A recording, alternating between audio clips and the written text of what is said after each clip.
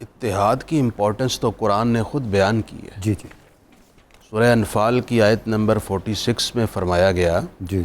کہ وَلَا تَنَازَعُوا فَتَفْشَلُوا وَتَذْهَبَ رِيحُكُمْ. سبحان اللہ. کہ آپس میں مت جھگڑو ورنہ تم بزدل ہو جاؤ گے اور تمہاری ہیبت ختم ہو جائے گی.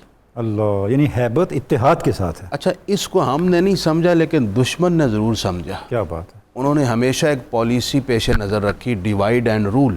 بالکل. ان کو آپس میں لڑاؤ اور ان پر حکومت کرو. اس وقت ایسی ہی صورتحال سے ہمارا وطن عزیز شکار ہے. ٹھیک ہے. آپ دیکھیے کہ شرق سے لے کر غرب تک اس وطن کے اندر کتنے جھگڑے ہیں. سیاسی جھگڑے ہیں، مذہبی جھگڑے ہیں، قومیت کے جھگڑے ہیں، علاقائی جھگڑے ہیں. یعنی ہر جہت سے ہمیں عدم اتحاد اور انتشار نظر آ رہا ہے. ٹھیک ہے. یہی وجہ ہے کہ ہماری ہوا اکھڑ گئی ہے. اب دشمن بیرون سرحد سے ہمارے اندر آئے دن کوئی نہ کوئی ایسی شرارت کرتا ہے اور ہمیں تکلیف پہنچاتا ہے. بلا شبہ. سمجھنے کی ضرورت ہے ہمارے سیاسی عمائدین کو خاص طور پر کہ یہ وطن قائم رہنا ہے اتحاد کی بنیاد پر. اگر آپ نے اتحاد کو یوں پارا پارا کرتے چلے گئے اور اس کی بالکل ہی فضا ختم کر دی تو یہ ملک بہت بڑے نقصان کا شکار ہو جائے گا. میں ایک دو آپ صلی اللہ علیہ وآلہ وسلم کے فرامین سنانا چاہتا ہوں. بسم اللہ. ایک تو حضور نے ارشاد فرمایا المومن للمومن کالبنیان یشد بعضہ بعضا. ٹھیک ہے. کہ مومن کے ساتھ اس طرح ہے جیسے اینٹ کے ساتھ مل کر ایک دیوار بنتی ہے. ٹھیک ہے. تو یہ جو سوسائٹی کے جتنے بھی پاکستانی ہیں یہ سب مل کر اس ملک کی ایک خوبصورت ایک مستحکم دیوار بنائے ہوئے ہیں. اور قرآن مجید نے بھی بنیان مرصوص کہا ہے. اچھا، اب اس میں ایک بات غور طلب ہے ڈاکٹر صاحب. اتحاد نام ہے دیوار میں ہر اینٹ جس طرح ملی ہوئی ہے اس طرح مل کر رہنے سے. ٹھیک ہے. لیکن غور طلب بات یہ ہے کہ دیوار بننے میں اور بنانے میں ایک مدت لگتی ہے. آپ ایک کنال کا گھر بناتے ہیں آپ کو 1.5-2 سال لگ جاتے ہیں.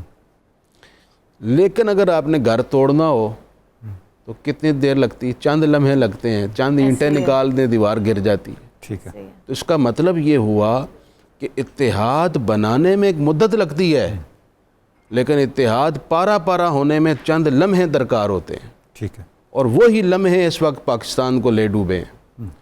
دوسری بہت ہی اہم بات جو میں سمجھتا ہوں کہ میری ساری گفتگو کی آج کی سب سے اہم بات ہوگی وہ آپ صلی اللہ علیہ وآلہ وسلم کا فرمان ہے.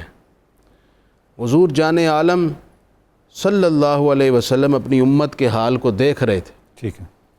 امت کے مختلف زاویوں اور وجوہات جو عدم اتحاد کی اس کو جانتے تھے. اس لیے آپ نے پیشگی ارشاد فرمایا ایاکم والفتن، لوگو فتنہ فساد سے بچنا. ٹھیک ہے. فتنہ پیدا مت کرنا. ٹھیک ہے. فَإِنَّ اللِّسَانَ فِيهَا كَوَقْعِ السَّيْفِ. فرمایا جب فتنہ پھیلے گا نا تو تمہاری جو زبان ہے اس زبان کو خاص طور پر سنبھالنا. ٹھیک ہے. یہ زبان تیر اور بندوق کا کام کرے گی. فتنہ پھیلائے گی نا. یہ زبان جب اس فتنے کے اندر چلے گی تو اس نے وہ کام کرنا ہے جو تلوار سر اڑانے کا کرتی ہے یا بندوق بندے کو مارنے کا کرتی ہے. کیا بات ہے. اب آپ دیکھیے اس وقت ہماری زبان سوشل میڈیا سے چلتی ہے.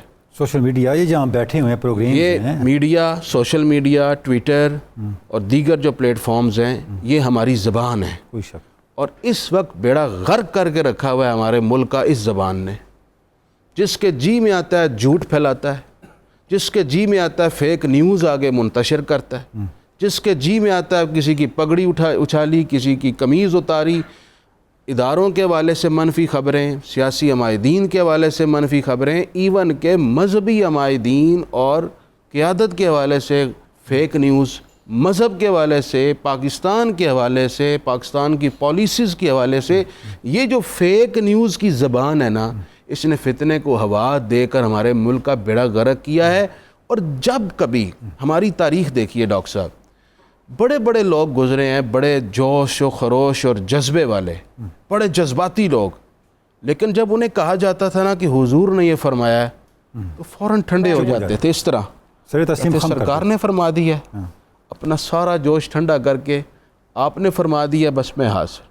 آج مسئلہ یہ بن گیا ہے کہ سینکڑوں آیات سنائیں, ہزاروں احادیث سنا دیں, لوگ ٹس سے مس نہیں ہوتے. یہ کیسا ایمان ہے ہمارا؟